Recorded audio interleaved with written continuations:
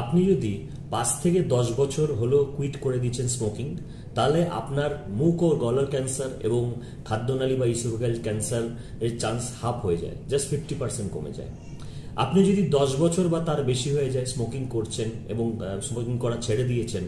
তাহলে আপনার ক্ষেত্রে যে কিডনি এবং ব্লাডারের যে ক্যান্সার সেটাও প্রায় 50% কমে যায়।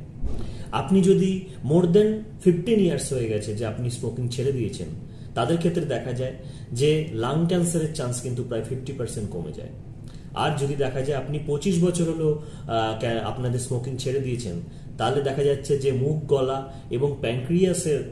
অগ্নাশয়ের যে ক্যান্সার রয়েছে সেটা জাস্ট লাইক নর্মাল পার্সনের যে পার্সেন্টেজ ডেভেলপ করতে পারে সেই রকম পার্সেন্টেজ হয়ে যায়। তো তার মানে স্মোকিং ছাড়াটা খুব ইম্পর্টেন্ট, এবং এই ইয়ার ওয়াইজ যত স্মোকিং আপনি ছেড়ে দিচ্ছেন তার পথে দেখছেন আপনি